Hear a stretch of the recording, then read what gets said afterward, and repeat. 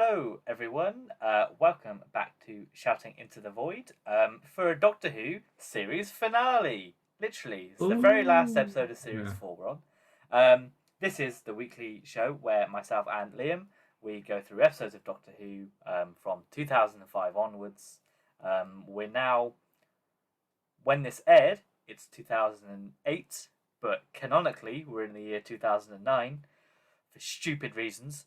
Um, But we're at the end of series 4, episode 13, Journey's End. Um, yeah, it's the very last episode with David Tennant and companion Donna Noble. It's the second part of a two-parter, as with all the finales in New Who, pretty much. Um, and yeah, we the Daleks have taken Earth. They've taken 26 other planets. Why? We're not entirely sure yet. But the Doctor is going to die and regenerate, so guess we're going to have a new actor for this episode. Wrong. He's fake regenerated. Oh, Um, he's put it into his hand, which everyone forgot was there until they needed it for this episode. Uh, yeah. I'm pretty sure they didn't show. Oh well, no, that's a lie. They showed it in the Doctor's daughter when it like bubbled, I think. Yes, Um, that thing they well explained why it did yes. that. So that you can't argue they didn't say it wasn't there. Um, so it's fine. We open with the Doctor sorting out his regeneration problem, pouring all of his spare regeneration energy into the spare hand, um, much to the confusion of Donna, Captain Jack, and Rose. Um, and in terms of the other cliffhangers, Sarah Jane gets saved by Mickey and Jackie, of course. Yeah, they pitched their teleport positions perfectly. So Yep. well done to those two Yes. MVPs, I think. They really knew where to go with that one. Yeah, How? Who knows? But they did it, and we're there's simply grateful. no time. We can't tell you. But there's an hour. We can't go into any more detail. Sorry. Um, Ianto and Gwen survive thanks to a convenient time lock that But Tosh something Tosh made. didn't think she'd finish, but she did. And Yep. some kids are gonna be like, "Who the fuck is Tosh?" Yep.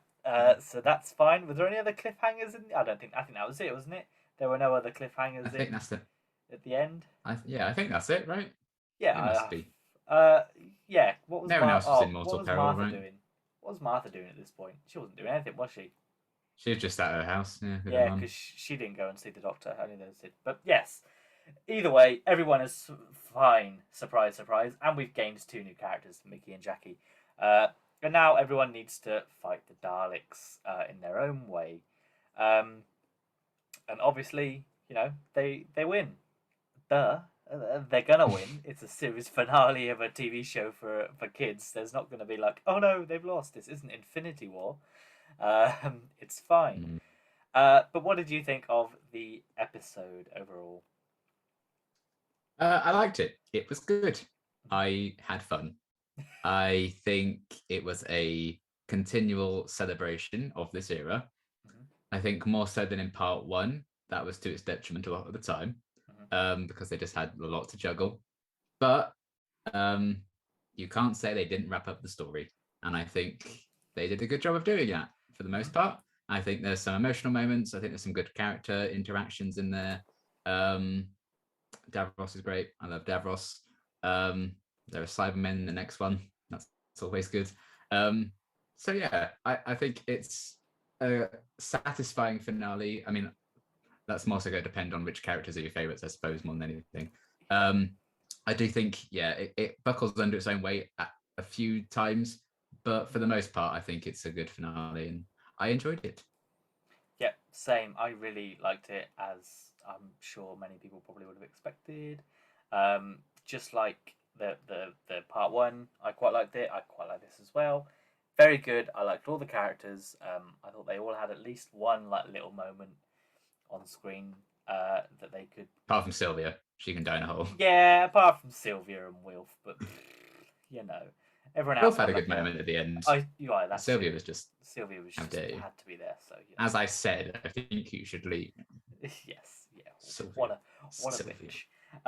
But yeah, I think they all had their moments. I think the story itself was uh, resolved pretty. I mean, pretty easily. but at least they explain how it's We'll get on to resolved. They explain how it's resolved, which I at least like that they explained it rather than just be like, oh, I did it, which sometimes happens. Words. Yeah, exactly. But it's better than nothing. And all that is that button there. But yeah, basically. We'll get on to it. But yeah, and I think I like obviously the villain in this, the Daleks and Davros. They're also great. I think they excel again with their sort of terror in this and how brutal they are. And yeah, there is a real moment there when you're like, well, I guess everyone is actually going to die. Before obviously the hero saves the day, which is standard in an episode of Doctor Who, but it's fine. But yeah, they should make their countdown shorter in summary. You'd think they would just go and then do it, but yeah, what can you do? Never mind. The hero just would have come in sooner, I guess. Things must be resolved. Yes, and I would say that pretty much everything is resolved by the end, which is a fairly unique thing, I guess, for an episode. Normally, there's something that sort of leads on, but no, all simply over, as if this. No, they cut that. The end. Yeah. Sorry. We won't talk about that. Well, we will in my fun facts. Yes, I suppose we got a while yet. It's fine. But as with every other video we've done on Doctor Who, we do 3 positives and 3 negatives we have of the episode. I have a few more positives than negatives. I mean, I have my main 3, but I have a few more positives. But we'll start with you this week. What was your top positive of the week? Mine, and it sounds morbid, but Donna's ending is my favorite part of the episode. That sounds so horrible. But yeah, it's a tragic twist of fate, of course, because why not? It's Doctor Who. You must suffer. But yeah, it ties into Catherine Tate. I think is fantastic in this episode as well. All that kind of goodbye sequence. Joe Tent's great in it. Brennan Cribbins is great in it. Sylvia is there. But yeah, I think it's worse than dying, just kind of forgetting everything and kind of just going back to the Donna we first met, who I was like, no. The fact that, as the Doctor's kind of saying, planets out there like celebrating her, and she can just never know because she'll burn up and die if she remembers anything except he's put a lock on her, so it's fine.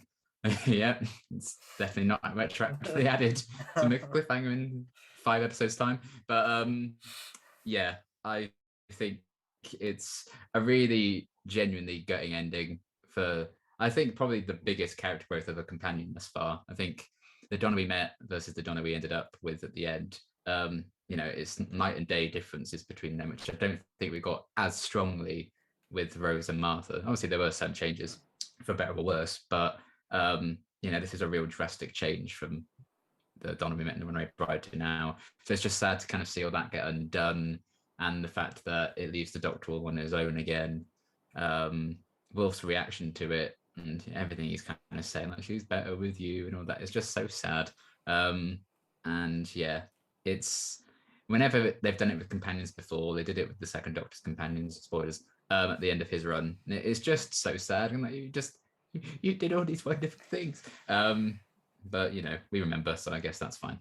But yeah, I think it's a really tragic ending for Donna. I think it's, the most brutal of the companion exits thus far. And Rose's was pretty brutal. But I like Donna more.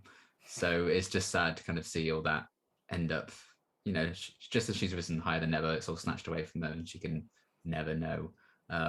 It's a really sad ending, but I think that is what makes this super memorable episode for me. This is the thing I think of first when I think of Jenny's End, is like how it ends up for Donna, and that whole sequence where he says goodbye to her and stuff.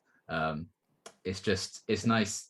Again, it's a twisted way. It's nice when the show reminds us, like, this isn't your ideal life. Your life will be fucked up forever, for the most part, unless you're very, very lucky.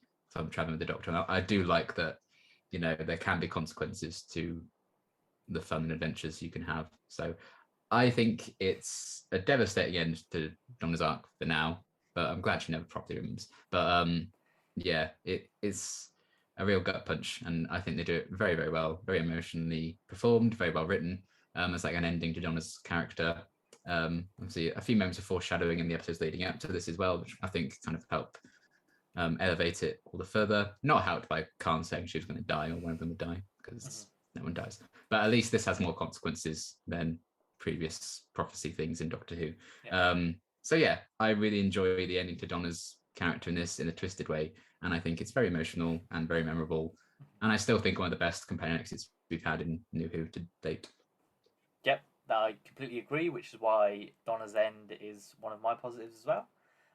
Um, I think, yeah, it's just the way that she knows that she's gonna have to give up these memories to live, because obviously she has part of the Doctor When she inside of begs, her, yeah. so she's well aware Oh, that she needs to. hello. Oh, you know what I mean. I think you've watched the wrong thing here, Connor. No. Oh, that makes more sense. Oh no, it's fine. Yes, but she's. I don't remember him doing that with the spare hand. Oh, Anyway, God, you're disgusting. sorry for yeah. Yeah, They're gonna take this video down. I'm sorry. The horrible, terrible death of a character, um, shouldn't be laughed at. Uh, but yeah, No, you're right. You are um, right. yeah, I think it's very emotional. It's, I think, arguably the of New Who, the most emotional sort of death death final ending of a companion I think we've had, um, at least up to this point. I know we've only had three, but you know, it's better than Martha's ending, I would say, in terms of how it's impacted. Depending on your viewpoints of Rose and series two, obviously you might think that one's more emotional, but I think for this one, you know, it's, as you mentioned, worse than death, because especially because Wilf and Sylvia know who she was before the memories got wiped. Um, Everyone sort of knows about her and what she had, but they can't mention it, which must be very hard for Wilf, especially because you know he would have loved to have spoken about all of that. And yeah, I think it just, and I get, you get annoyed about the prophecy of somebody must die, but I do genuinely think that this is the death of it's the death of a character. It's not the literal death of a person, but it's the death of Donna Noble. It's just false advertising. Yeah, well, yeah. I think it's more impactful if it wasn't like, oh, something bad's gonna happen, something bad's gonna happen. Everything's on fire, and he's still like, one will still die. Yeah. I do think they overplay it a little bit, but yeah, and I think it's brutal. It shows the harsh reality of traveling with the Doctor and what can happen. And this is probably the first sort of, I say finality. I know we're gonna get Donna back in 5 episodes time ish, but this is the first time we've had a companion that literally could not come back in the future, because they say no, there's no way you can come back. Literally, if you come back, you're gonna die. But obviously she comes back. But even then, there's a surprise yeah. tool. Yes, yeah. She comes back, obviously, but at least, even so, it still leaves at the end of that episode with a case of she still can't remember. If she remembers again, that is it. Yeah. Until next time she comes back and we have to do it again. Until the 60th where they undo it and she's the companion. She's the new companion. Yeah. But yeah, and I think you know you can have companions come back from parallel universes pretty easily. It seems like, but I feel that it would be very tricky to get Donna on as a proper companion again, because even when she remembers in End of Time, she doesn't properly remember. It's like a flash, and then she's knocked unconscious for the rest of the episode, and then she's never back. So it's fine. It was just a useful plot device to answer. Oh, but wouldn't Donna have a reaction if she saw all of this? Because obviously Wilf and all that is central to that story. But that's a situation for a few weeks' time. At the minute, that's Donna's a problem for the End of Time. Yeah, literally. Yeah, Donna's ending is great, unfortunately. But you know, what can you do? Fine. Sorry, Donna. So what is your next positive? My next positive is Davros. Davros himself. Same. Good old Julian Bleach. I love Davros. He's great. I think it does help that he's used very, very sparingly in Doctor Who, certainly new series. And yeah, Julian Bleach is just so great in the role. His like evil cackle when they're like activating everything has lived in my head rent free since 2008. It's really, really creepy. And yeah, he's just, I mean, he's absolutely bonkers. And I like that they did something a bit different with him in this one by making him mad in a similar way to how they treated the Master in the new series. They brought him back and made him super crazy. Because Davos is quite cold and calculating and stuff in classic series and stuff. But I like that the Time Wars clearly changed him quite a bit. Being brought back to life has probably changed him quite a bit as well. Using a lot of his cells to regrow new Daleks. That can't be easy to bounce back from. It probably needed a few spa days. Disgusting, yeah. So I liked all of that, and I just think Julian Bleach gives a phenomenal performance. So it's not surprising that they use him in Tortured and Sodium Adventures after this, really. So yeah, he's a really interesting character. I think in terms of like villains, probably the intellectual superior to the Doctor in that way. So it's nice seeing them bounce off each other. Again, something a bit different, like he's not in charge, like the Doctor says, he's the Dalek's pet. So they're still doing something a bit new with him. It's a different shift in the dynamics. So yeah, I like that they revisited him, and I enjoyed him in the last episode, obviously, but I think he had a bit more stuff to do in this one, obviously. And yeah, he's always the one I'm drawn to whenever he's on screen. I think just the design in itself, I love the redesign for him and everything. I think it's really good. And yeah, just a performance that I'm always kind of glued to whenever he's on screen. I think he's absolutely bonkers and crazy, but can be very creepy as well and very calculating and cold. So yeah, he's just a character that works for me right from the off, and clearly they knew that when they first introduced him in the 70s, because his first appearance is considered one of the best Doctor Who stories ever. So I think that helps. He's a bit of a legacy character. I do think they did him really well in this one. I think he's had very good treatment in the new series, in my opinion. I mean, he's only been in 2 stories, but still. So yeah, this was a really great proper return to form for him after some teasing in the Stolen Earth. And yeah, he's just a great presence. I love having Davros in an episode. It just makes the Dalek stories even more, I think, special, because there's a lot of Dalek stuff they have to do in Doctor Who to sell toys and shit. But they can do something different with it every now and again and bring Davros in, and I think it's always a good time. Yeah, I completely agree, and especially because Davros is the sort of the intellectual villain rather than the one that you can run away, or you have to run away from, or you're gonna get shot. He's someone that you have to talk to, and you have to have the battle of wits more than anything to try and figure out their plan and things like that. Although this Davros does use weaponry in terms of the Emperor Palpatine electric hand. Yeah, unlimited power. Movement, but I feel they did a very good job. He doesn't look great, but he looks great. If you get what I mean. And yeah, the performance is one of the standouts probably for the show so far, really, with the unhinged nature of it. As you mentioned, it is up there with John Sims' Master, and I think that Russell's done a very good job in bringing back these intellectual villains and making them interesting, because you could have villains that are John Lumick, for instance, that could be an intellectual villain but isn't as interesting. John. No, and he is effectively Davros for the Sidemen in Russell's era so far, but he just doesn't have the same pull, the same sort of wit and intellect that the Master of Davros do. Even though he does have a cool Sideman design, he's not quite at the level. But I think with this sort of character and the history behind it, I think also helps, because even if you've only seen this episode, or if you hadn't seen Davros before, you immediately know he's a big deal, and the Doctor has a really deep backstory with him. And the way they get that across, and the way that Davros manipulates the Doctor and sort of gets his true feelings out, I think is also very unique, that only a few villains can do. Probably, a lot of villains make the Doctor angry, but to get them sort of at the level where they were in this one, there's only a limited number. and I think that does wonders for the character. And yeah, I'm glad he's used sparingly so far. It's about time he comes back. Just in time for the 60th, maybe. That'd be good. You never Maybe we can know. make I it still solid. want to live in the alternate timeline where he was at the bottom of the pit in series 2. I would love to see what that was. What that Hello, would have been like. Davros.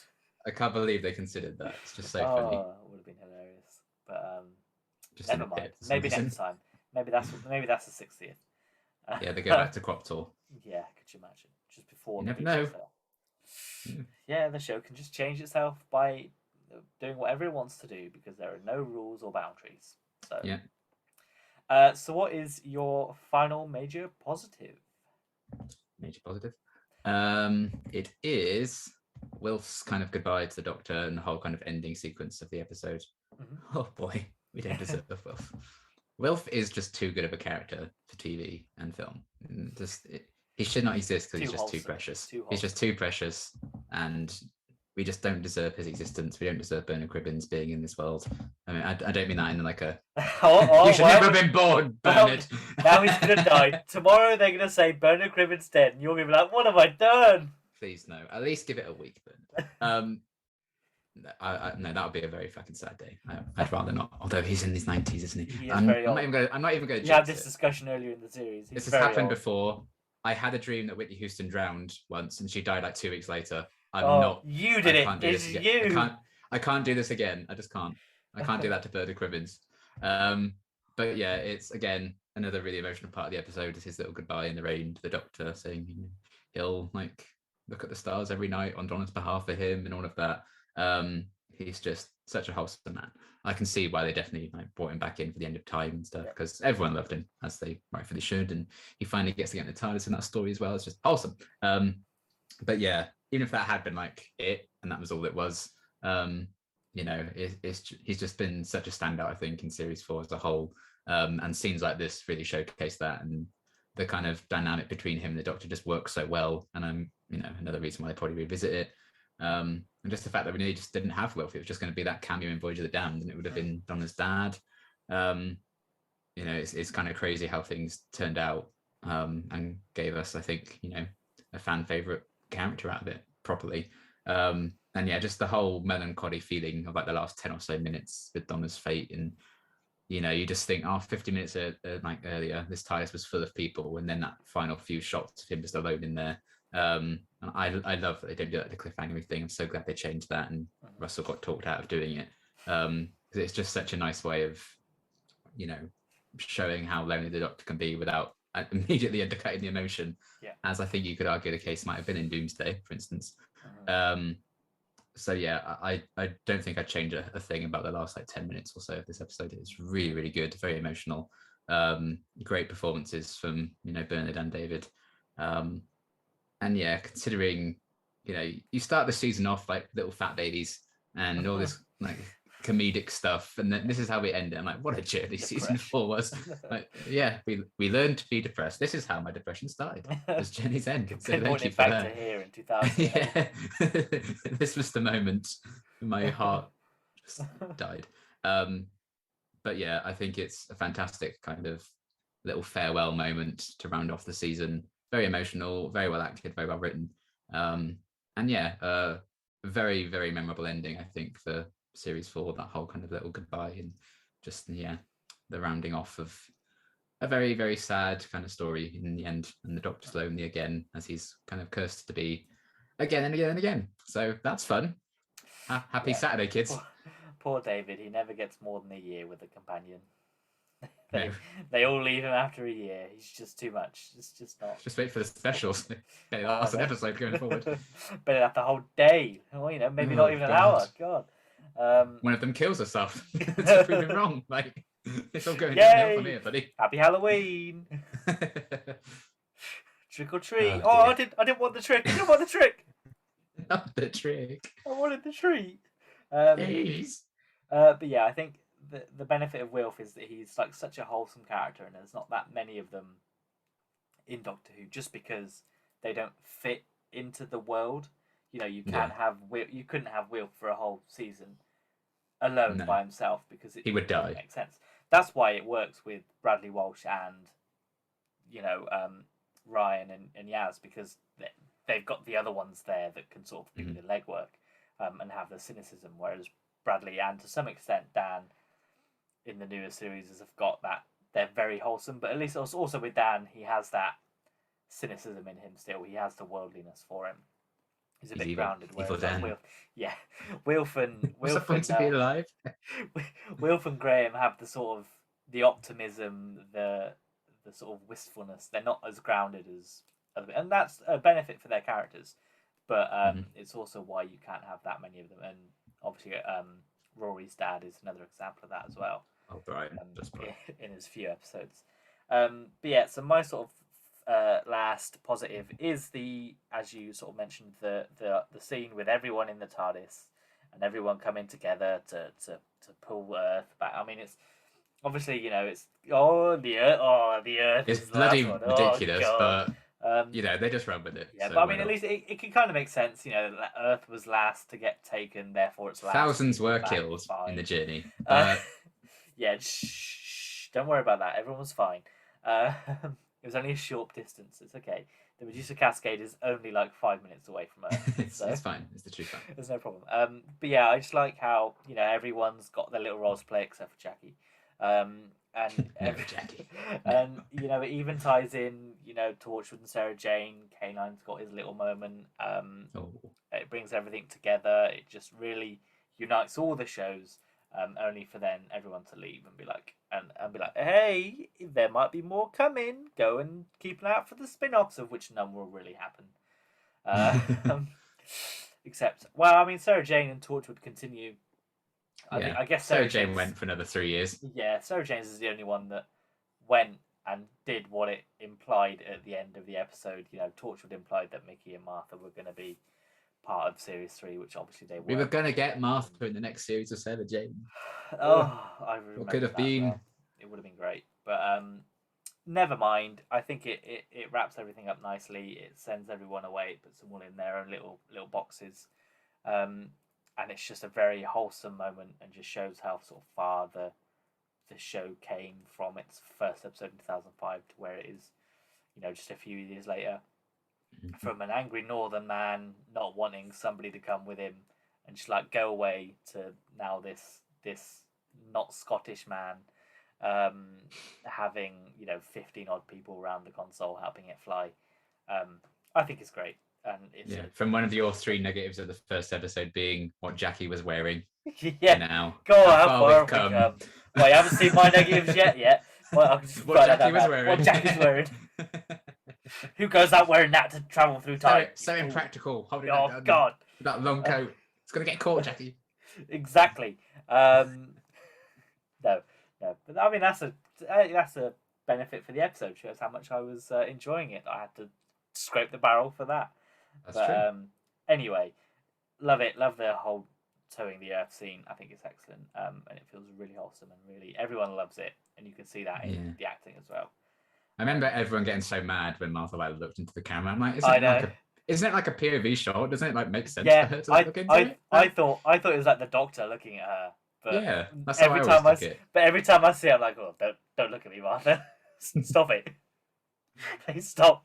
It's like that. It's like that moment at the start of the end of the world where he's like staring at Rose while he's pumping the thing. Like, yeah. It's a sequel to that. Oh, I could make a compilation of all the ones that all the weird, all the uncomfortable TARDIS piloting moments. Oh yeah, never mind. There must be a video like that. Almost. If there's not, I'm making it. Have you got any other positives you want to touch on before we move on to the negatives? German Daleks makes me laugh every time. I love it. Yeah. It's such a good bit of continuity. It is. I love it. I just find it so fun, especially with the fact that they were birthed from being Nazis. I think it might be a tongue-in-cheek reference to that even, but I just like that we heard Daleks speak a different language, and the fact that they just do that. They could have just been so adamantly alien that they just spoke English everywhere. But I think it's nice that they take the time to learn the language. To learn the language. They did get it a bit wrong, but they did some Duolingo lessons before they went down to Earth. Isn't that a singer? their TikTok account would have you believe that it's the same one, but no. But yeah, I it's just a little detail that I've always really enjoyed. I think it's just a nice little moment in a subplot I don't really care for, but I do like that kind of introductory scene. It sets the scene really well. Like, okay, we don't need a big tag saying Germany, like the Children era would do. It's just they're speaking German. Guess who we are, kids? Yeah. Poland. Not anymore. Not anymore. Oh my god. Yeah. Wow, topical. My additional positive is this is morbid. The montage of dead people. Okay, good. Flashbacks. Yeah, I mean, I know it's flashbacks, but I really like that scene of the Doctor sort of coming to terms and realizing, oh shit, people die for me. I didn't really realize this, but now this is brand new information. I just really appreciate that scene and sort of the music in it. That it goes all the way back to, the second episode. Tree lady. Good old Jabe. The poor Jabe. I find it so funny that they have all these concerns about like general audiences. Are they going to be confused by this? And then they do a whole ass montage of like one episode characters from 4 years before. I'm like, just go with it. Just go with it. That's why. It doesn't matter. What I think this works in this episode because I think this is a celebration of the past 4 years, pretty much. So I think it allows it lets itself have this moment, which I quite like. If it was just in your episode 7 of series 6 or something, you'd be like, wow. Yeah, it is nice to be like, oh yeah, you. I remember you. Oh yeah, Kylie Minogue was in the Christmas special. Oh yeah, I'm gonna go watch that one. Why did they skip Bliss? This is Bliss Erasure. Yeah. Oh yes, that terrible episode, Love and Monsters. And they literally show all of them but one. It's just so hard. Maybe they have to sign a contract that says they can. I bet the actress was like, I don't want people being reminded that I was in that one thing. Must be something. But yeah, I think that's really a nice moment. But I think it's a really good moment to have in the episode, and it really shows sort of the impact. It drives home the impact that the Doctor has on the world that he doesn't realise, which I think is quite nice. But yes, if there's no more positives, it's time to go on to the negatives, which we always love to talk about. Oh yeah, my favourite thing in the world. What is your first negative? Cop outs. Right. Yay! It's your fave. I mean, the main ones are the cliffhanger and one of them will die. That whole nonsense. That one's the one that really bothers me. The one of them will die. Sure. It's just you don't need it. You've already got stuff going on. I don't know. There's just so many prophecies in this era. And I'm just sick of it. There's still more to come. And rarely does it actually effectively work. I think the only one that really, really works is the knock 4 times one, which I think the reveal of that is incredible. But it just comes as a random psychic woman who's psychic for plot reasons. Yeah, and then you also, I think, with the knock 4 times as well, is it's not hammered home in. Well, I mean, it is referenced in the episode, but it's not like every 2 minutes. Yeah. Like, oh, it's not like Waters of Mars was like, I don't hear anyone knocking, do you? And then and then.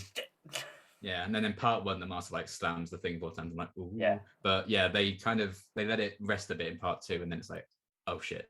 And the music's like, oh shit. That I think really, really works.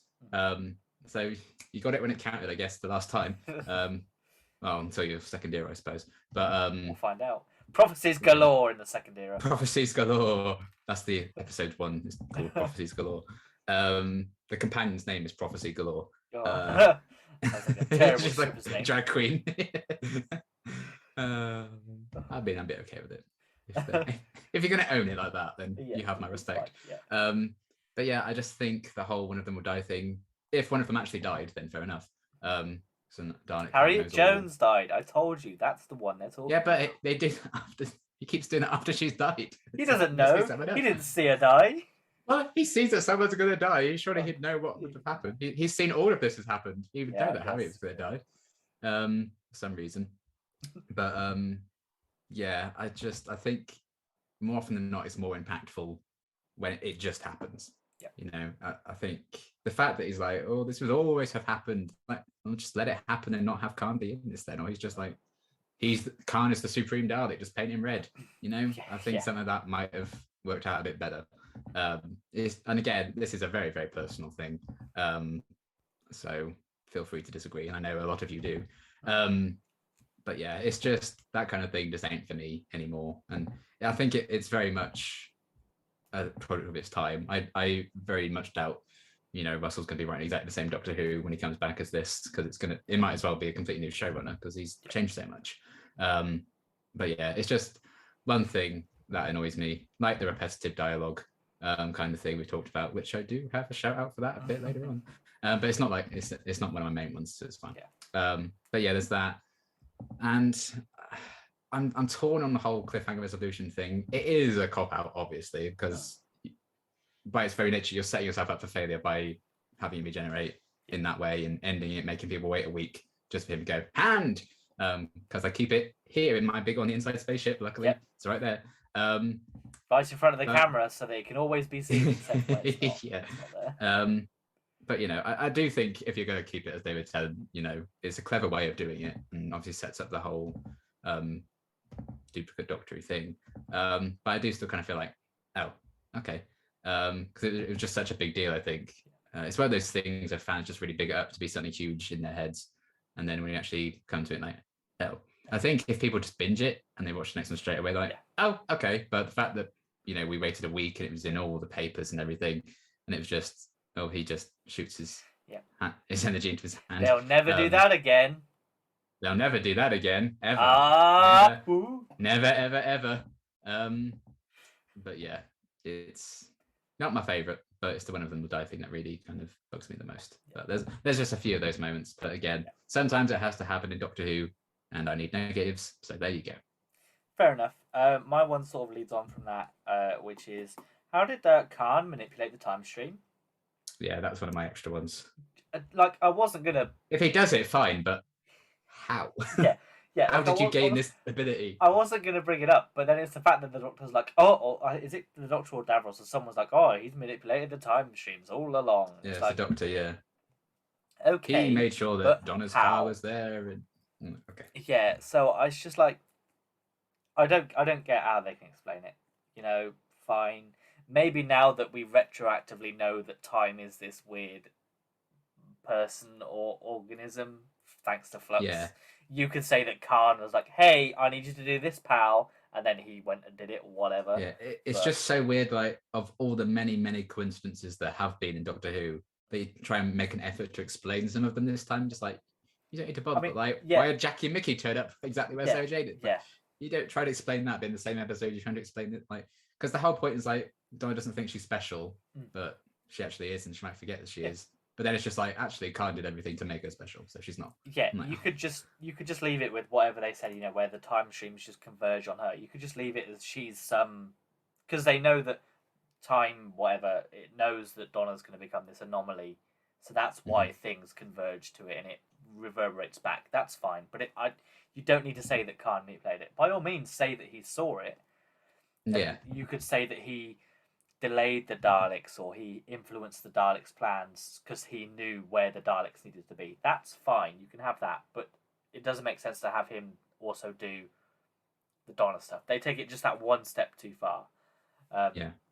Which is a shame because they almost leave it at, Khan is helping Davros and the Daleks to get where they need to be.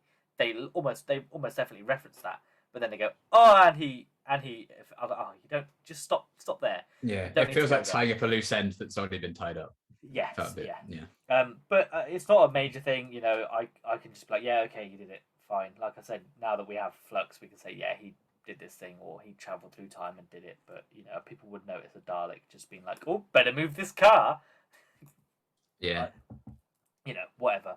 But it's fine. So what's your second negative? How the Daleks are stopped by their own one control panel in their planet-sized spaceship in the same room as them. Yep. And it's just, sure, she becomes a Doctor, she's smart enough to do it, fine, but just like, I'm going to do this, and it's just this one button. Hooray! And then we make all the Daleks spin around and like laugh at the silly Daleks. She pushes a number of other buttons before she pushes the one button. Yes, on the same one console. and it can also stop Davros from electrocuting her, and it can make the Daleks spin. It can make them not shoot at people. It turns their weapons off. Makes them blow up. Yeah, you just do a feedback loop and genocide. Really bad design choice from their Daleks there to literally install a thing that can blow them all up in one control panel. Again, it's a necessary evil, I guess, when there's so much going on. But when this is the season-long thing that they've been building to, it's just a bit of a shame that this is how it happens. So yeah, I just, Rose became this like super big bad wolf time vortexy force, and that got rid of them all. Okay, fine. There were consequences. It caused the Doctor to regenerate. So fair enough. And that's kind of a big end of time war deal. And everything with the void, they're covered in void stuff, gets stuck back in. I think that makes sense. I thought that was a clever way of defeating them. And then how were they just got shot by their own people? They played themselves in Daleks of Manhattan, basically. So again, not their finest hour, but there were only 4 of them. They were struggling, bless them. But this is like the most powerful the Daleks have ever been, and they've never been defeated more easily in the new series than this at this point. So it's just a bit like, oh, okay, that's a shame. So yeah, after so much build up and the fact that it's the Daleks as well, and then there's just like all the companions have that little natter as they just push them down these corridors. Hi, nice to see you again. Help me. And then Jack is out. Yeah, she's like, good. Surveys the chaos just as it goes. I'd love to you just see in the background just like going ham on one of these Daleks. That'd have been great. But yeah, I think it's a bit of an underwhelming thing for the Daleks ultimately after a season long of teasing these planets and stuff. Just a bit of a shame. I genuinely think, like, I don't know, I think it would have been cool if in a twisted way they could like apply Martha's plan to like a different planet and they just like take one of the planets out that's like uninhabited or something, like lost me in a pooch, like goodbye, just blow it up. And then your plans fail. It feels like that would have been like a more satisfying solution. I just don't feel satisfied by how it all plays out. Obviously it's like the beginning of the end for Donna and her memories, but for a series finale, like stopping them like that, it's a bit like for me. Yeah. I think luckily for me, I can kind of look past it because they do use a bunch of sciencey words to explain what they're doing. So I'm like, that's fine. At least you've explained what can happen. I guess the Doctor often makes contraptions out of whatever's available to stop the villain. So I guess this is just this version. But I think there is a wider issue with science fiction in the fact that any console on anything in any building can control the whole thing. There's always we're going to infiltrate the ship and go to this console and we're going to do it, and you can do it from like I think it's like in Star Wars where they like do it from like a console that's in like the closet or something in like a workroom. I'm like, why is this one console or just any console that anyone can go up to going to be so accessible for you to disrupt the whole plans? But again, that's more of a sci-fi stereotype that just keeps coming back and that is just used by writers as a get out clause, which fine. Again, if it's explained what they're doing and what they're doing to that console, I can accept. At least it wasn't just I'm going to point the sonic screwdriver and it's going to do everything, which could have quite easily have been what happened. So I appreciated that they at least gave an explanation as to what was happening. I will hold you to that. However, what they didn't explain is why was Rose on all the screens? Oh yeah, I'd forgotten about that. It's my other negative. I have to give it now. Oh, is it? I have to give it. It's the end of the series. Enough, they didn't explain why she was there. They didn't do it. So notch this up for another negative on Turn Left as well, and for Midnight, and for the Sontaran ones. They're all on there now. We discussed it last week as well. You could have easily had her on the laptop, and it could have been she's just trying to get through to him before the subwave network or whatever. But the fact that it's never there, and that I know the Doctor, like, the annoying thing is that the Doctor never sees it on the screen to then be like, hey, how did you get on the screen? So they can kind of like, oh, it's fine, she just did it, because no one in the episode is there to hold her to account as to how she did it. Again, you can have headcanon in that working with Unit on her Earth or whatever, she managed to find a way to project her, project a video of her out into other universes that just got picked up by certain screens. But then can anything? Yeah, I mean, you could say that it was picked up at all screens at the same one time, but we only see one, so therefore we only see it once. But there's nothing there, so unfortunately that is a negative for. I've got nothing left. And, maybe a negative for the whole series. So, whoopsie.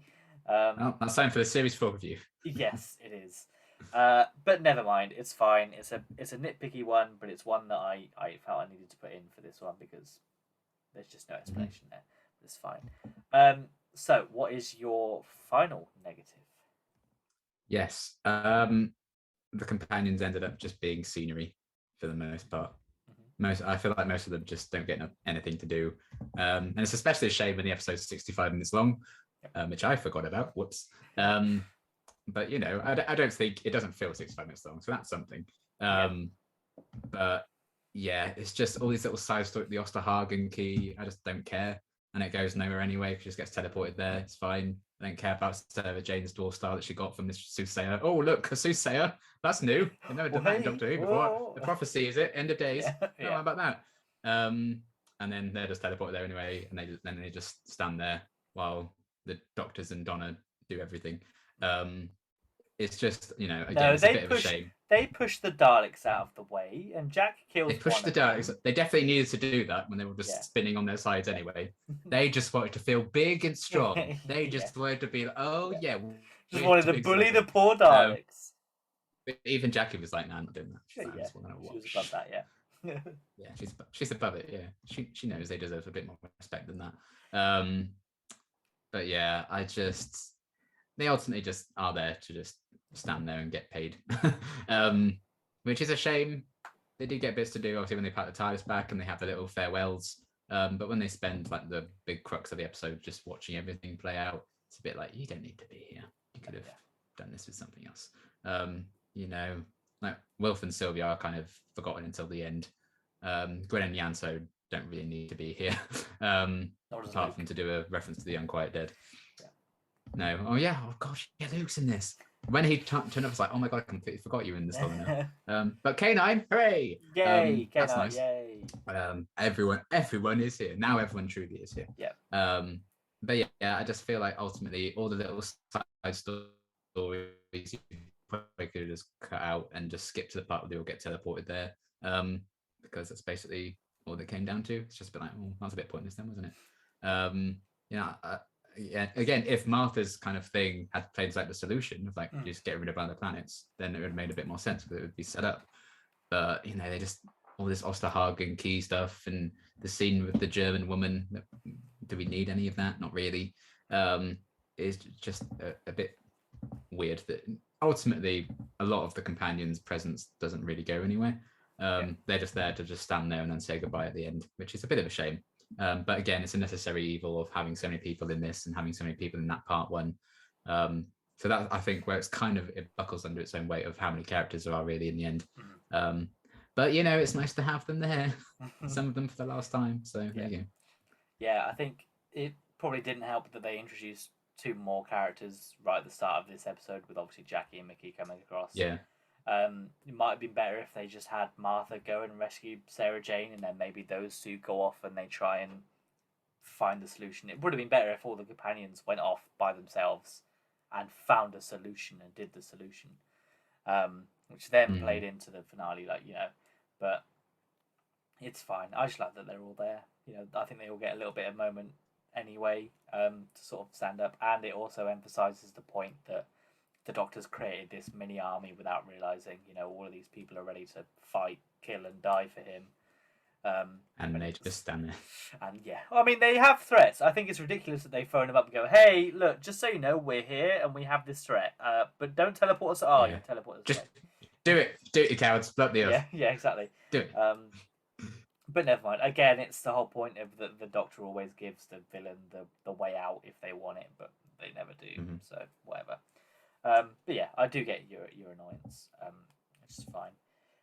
My sort of other negative, which is a bit nitpicky, is why is the Doctor so annoyed at the other Doctor for killing all the Daleks?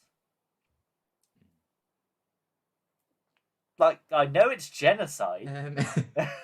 I know he's killed them all, but what were you gonna do, mate? What was your? It's like in politics where Politics. The government, government does something, and the opposition are like, "Oh, you can't do that," but then they don't offer the alternative. They don't say instead you should do this. This is what this is like. The Doctor 2 did murder, did a genocide. He did a genocide. And the other doctors, the normal doctors, like, how dare you? I'm gonna stick you in a parallel universe because you're too dangerous to be left alive. Only I, the real Doctor, can commit genocide. Yeah, flashback to him sending a bomb to the Sontarans. Yeah, right. So I don't know. It doesn't make sense to me why. Like, I don't know what the Doctor was gonna do to stop the Daleks if it wasn't kill them all, because it's always kill them all. There's never not a I need to stop the Daleks, and the way I'm going to do that is by killing them. That's literally it. That's all it is. Yeah, he tried to offer Khan a solution in series 3, and look where it got him. Yeah, look what happened. Yep. He's provably you should not help them. Just kill them. And, in the end of series 2, he just sent them all to hell, like a dead void in the middle, in between universes, which is effectively again genocide. Maybe it's because they're just small bits of Daleks. There's one or two, whatever. So it's not really genocide. But then even with this, these are only Daleks that have come from Davros. They're not the full Dalek Empire. It is a Dalek Empire, but it's not the whole of it.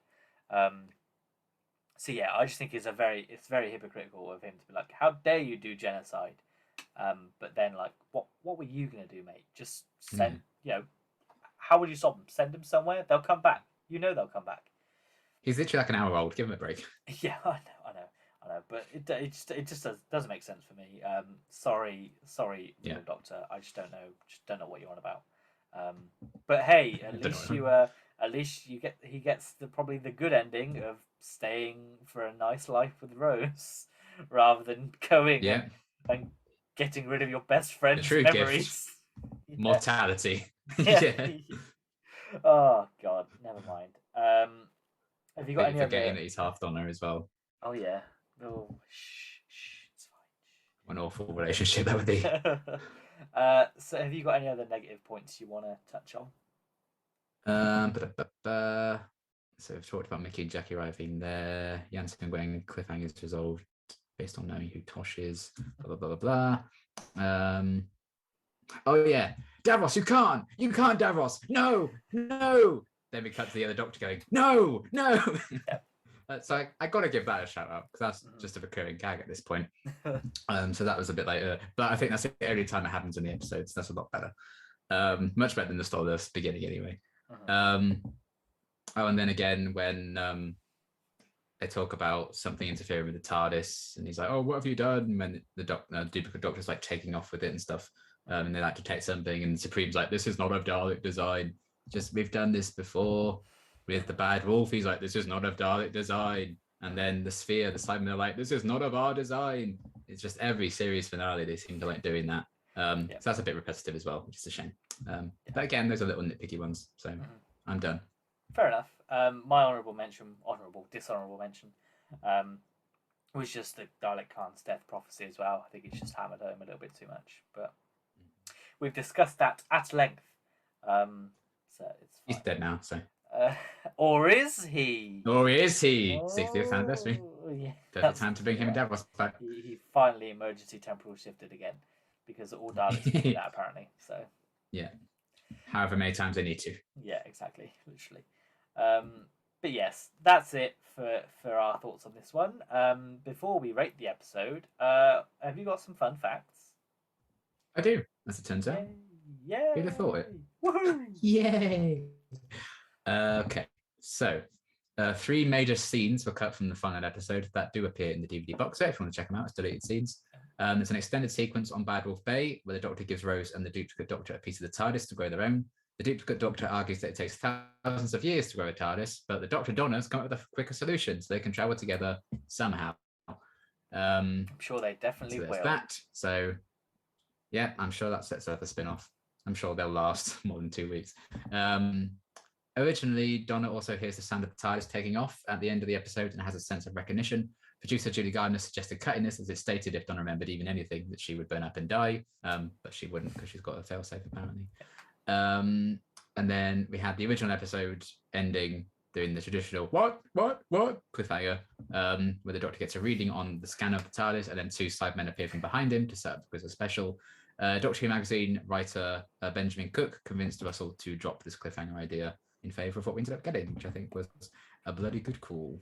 Yes, you can read all about that in... The Doctor's just fine at the start of the next Doctor anyway. Yeah, you can read all about him convincing him not to put it in the writer's tale, because I'm pretty sure that's part of their email. Which is a very, very good read. Yes. Yeah. Every companion of the 9th and 10th Doctor is referenced in some way in this episode, with the exception of Adam Mitchell. I was about to say, what about Adam? He's not mentioned in this. Oh, Adam. That's a shame. No one cares. But it's fine, because he was the villain in a 50th anniversary comic strip. So, oh my god. And then they kind of redeem him at the end, and wow. It's a wild ride.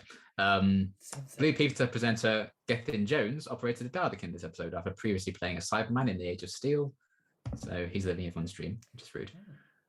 The episode's 65-minute runtime caused trouble for international broadcasters, as you can imagine. CBC Canada's airing was edited down to 44 minutes to accommodate commercials. The Sci-Fi Channel edited in its completion at first, but then never edited again in reruns, ending its rotation with the Stolen Earth every single time. And then BBC America, which now airs the show in the States, only ever airs the 44-minute version. So, buy physical media, folks. Yeah, any Americans out there who've only ever watched it they get the short end of the stick every time. Sucks. Go out and watch the full episode. Yeah, they probably have no idea some of this stuff happened. Oh, I wonder what they did cut. Probably all of Martha's after the Hagen Key. Yeah, this is the only series finale of the Russell T Davies era, well, the first Russell T Davies era, to not end on a cliffhanger. It's also the only time a preview of the Christmas special has been shown at the end of the episode, along with a declaration that the Cybermen would return. So, Journey's End and its title cards walked so the MCU could run if their so-and-so would return. Yeah. Director Graham Harper's signature of having a character appear in a distorted way once again appears, this time being Sarah Jane, Mickey, and Jackie looking through a curved window in the Crucible, watching that innocent woman get turned all to the dust. innocent people that Jackie definitely could have taken with her. Well, I'm guessing that woman that she was like, I'm so sorry, I burnt. She was actually a serial killer, so it's probably. Oh yeah, obviously, yeah. As we'll find out in the She was in the middle of killing someone when the Daleks took her. That's what it was. Yeah, that's probably what it is.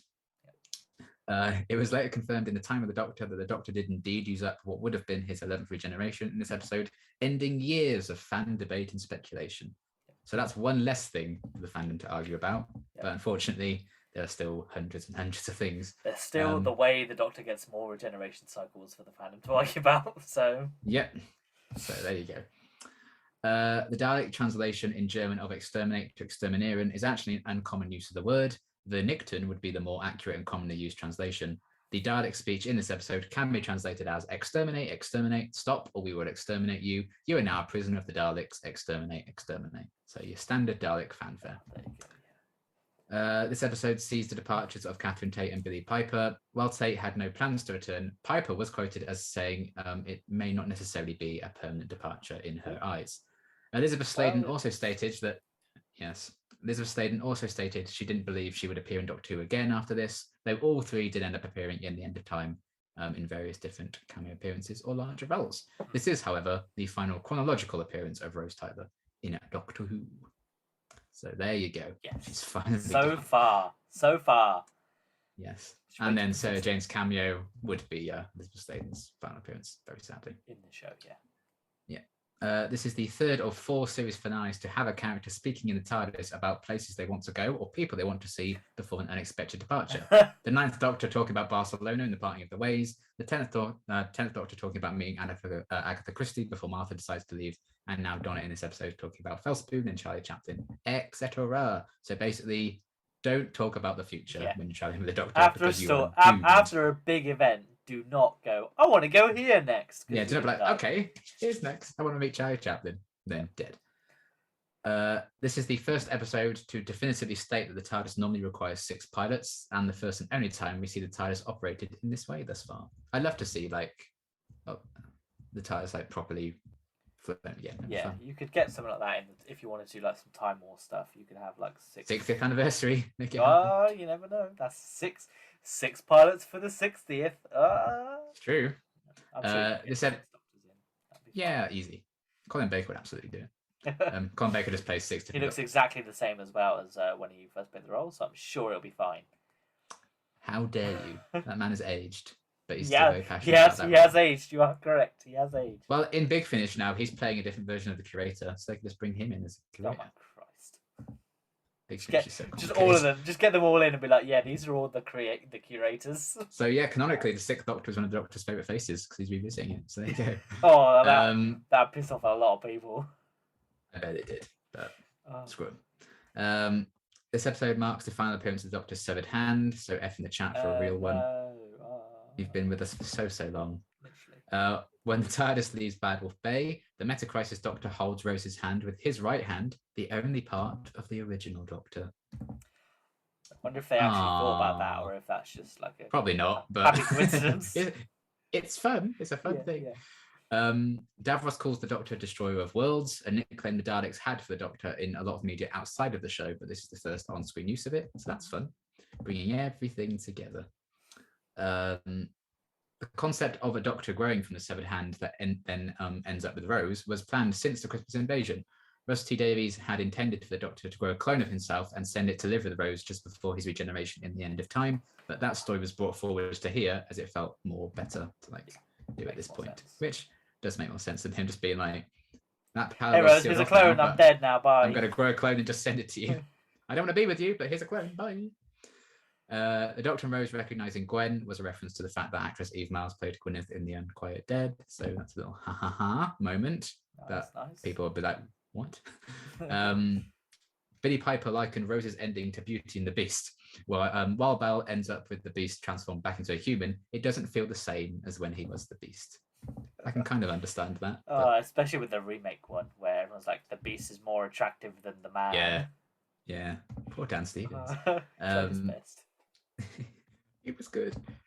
With this episode, and the confirmation that the Doctor did indeed regenerate in this one, Rose becomes the only individual to date to have witnessed 2 of the Doctor's regenerations firsthand. So she's all over this bloody show. And then finally, the shot of K9 teleporting into the attic was reused from the Sarah Jane Adventures episode The Lost Boy, and this is to date the final appearance of K9 in Doctor Who. For now. Bring them back. Does Clara not count as seeing a regeneration? Oh, she didn't see Capaldi regenerate, did he? She only saw Matt Smith regenerate. Sorry. I stand corrected. Corrected myself. It's fine. Corrected Matt Smith. I'll get there in about a year and a half. Quickly thought about another negative is it annoys me so much when Mickey struggles to put the teleport thing back in his pocket right at the start of the episode. It snags on the zip and I'm like, oh my god, could you not have done that take again? No, there simply wasn't time. It pains me every time I see it. I'm like, oh, stop it. I don't think I've ever noticed that. You're going to notice it now. Sorry. Every single time now, I'm like, oh, yeah. It infuriates Mickey the idiot. Literally, can't even put something in his pocket. Oh, never mind. We are now on to, who knows, on to rating the episode. Out of 10, what are you going to give it? A solid 7.5 from me. Oh, big jump from me then, because it's a 9. Bloody hell, yeah. Which was the same as last week, because I just really liked it. I can overlook the stuff, because I love it. More. I love it. More like this. I love it. Give me more episodes with referencing stuff and just stuff. Just give me stuff. Yeah. Well, considering you gave Last of the Time Lords a 6, that's definitely a big jump from yeah, that's fair. End of series episode. I gave it exactly the same score as Last of the Time Lords. So that's nice. But yeah, I just really liked it, and I just love it when Doctor Who celebrates being Doctor Who. So fair enough. Interesting. Well, that's pretty much it then for series 4. I think maybe next week we'll probably just do a Series 4 review, Mhm. just because it makes sense after we finish the Series 4, because as we always debate, the Christmas special is technically the start of the next series, Yeah, however it's you in the want to look at specials it. box set, isn't it? It is So in my. I do have to switch steelbooks to get to the Christmas special, so therefore we have stopped this series. So we'll discuss Series 4 sort of in length next week, and then 2 weeks after that, because we're taking a week off because we're on holiday, we will be back with the Christmas special, the next Doctor. But we'll talk about it now. What are your thoughts about the next Doctor? What do you remember of the episode? Cybermen, Cybermen. Cyber shades, cyber. Oh God, yeah. Cyber Lord, Cyber Lord, Cyber King, Yeah, Cyber King. yeah, All the cybers. yeah. But yeah, I mean, they're my favorite villains, so I'm excited to see more Cybermen because it's been a while. Tennant's last battle with the Cybermen, I believe, as well. Yes. So it's nice to see him face them off one more time before Stingrays, and then Water. Water People, and Time then Lords. Master and Time Lords, and Yeah. all that jazz, and Yeah. Wilf in a glass cage. His greatest enemy of all. It's the one who kills him. The greatest threat. And Wilf. cactuses as well. Don't forget the cactuses. Oh yeah, obviously. Wilf, his greatest enemy, an old man. Um, but yeah. So yeah, I think I enjoy it. I haven't seen it in ages, but I think it's a fun time. I mean, I really like David Morrissey as an actor, so he's always gonna be fun to watch. I thought like the mystery behind like, is this guy the next Doctor or not? Even though we all knew definitely not. I think it's a cool kind of mystery, so I like that a lot. I think having Cybermen set in like a Victorian London setting's cool. I remember the graveyard scene looked really cool when I was a kid, so I'm hoping that still holds up. So I remember seeing like set pictures of them filming now. I was like, oh, the Cybermen are back, and young Liam was very excited. Yeah. So I'm sure there'll be a huge nostalgia boost with that as well, as there often is with Doctor Who. So yeah, I'm excited to revisit. I can't remember necessarily too much about it. There's obviously that Mercy Hartigan woman. Yeah, don't forget that's and her name. her super powerful scream that makes them all explode. Yep. And yeah, it's kind of just the last bit of fun we get, I guess, until the Not For Times stuff properly kicks in Planet of the Dead.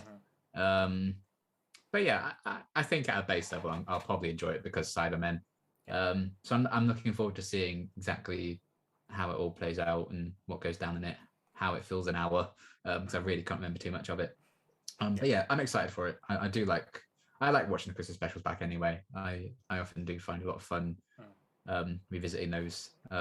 It's just the feeling of sitting down to watch like a Doctor Who special is always when I fondly remember. So I'm looking forward to checking this one out and seeing how it fares.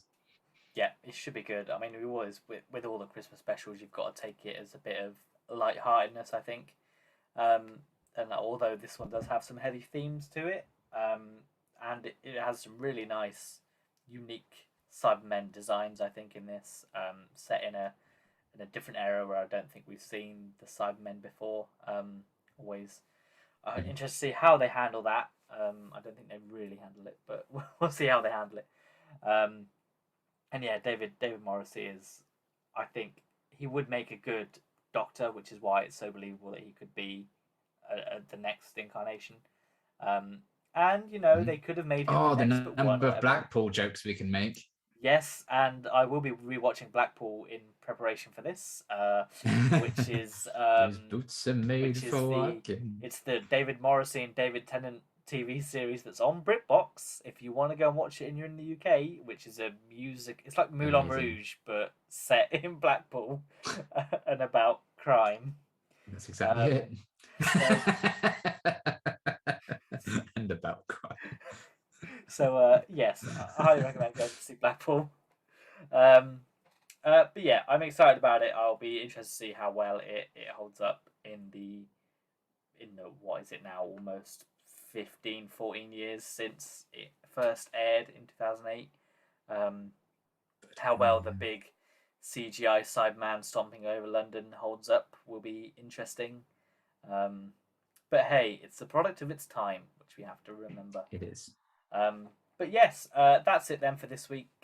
We will be back next week with sort of a roundup of Series 4. So by all means, stick around for that. And if there's any big Doctor Who news that gets dropped in the middle of the week, we'll also try and cover that as well. Again, it's getting closer and closer to Easter, so there could be trailers and news galore, but who knows at this point. But yes, that's it from us this week, and we'll see you next time. Bye bye. Bye.